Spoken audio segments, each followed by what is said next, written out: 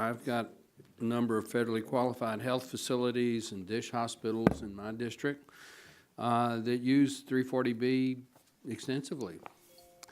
And it's an integral part of the care they provide to the low-income population.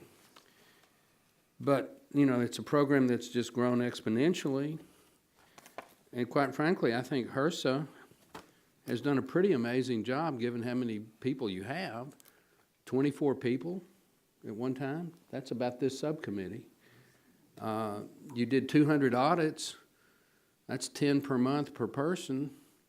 I couldn't do 10 audits a month if I were a CPA.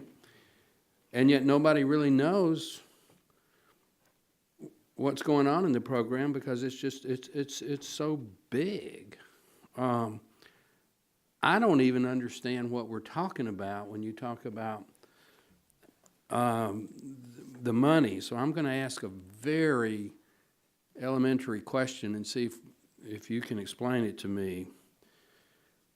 If the regular price for a drug from a manufacturer is $10, I'm making it as easy as I can, and the average discount for 340B is 50%. That means that the entity that's participated in the 340B program is charged $5. Is that right?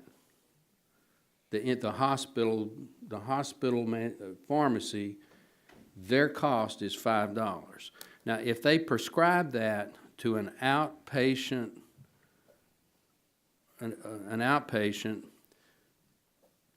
what does Medicaid pay for that prescription? Do they pay $5? Do they pay $10? Do they pay $7.50?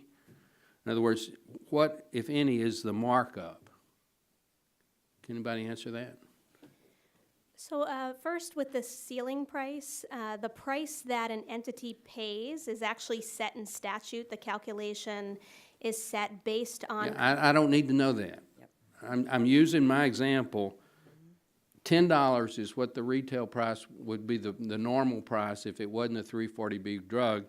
And you said the discount is 25 to 50, so I made it 50. So the price is $5. What I want to know is the patient who gets that drug, whoever is paying for it, the patient or Medicaid, what do they pay? Do they pay $5? Do they pay $10? Do they pay $15? Do they pay something in between?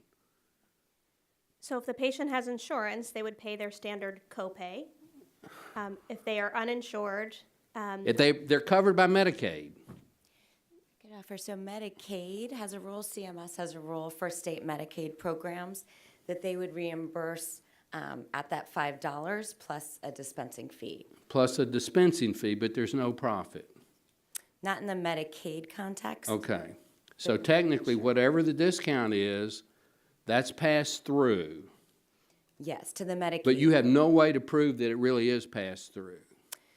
State Medicaid agencies don't currently have access to those ceiling prices. So that nobody knows. There's no check and balance. It's voluntary compliance. I guarantee you people are abusing that. I guarantee it. But let's forget that. Let's forget that.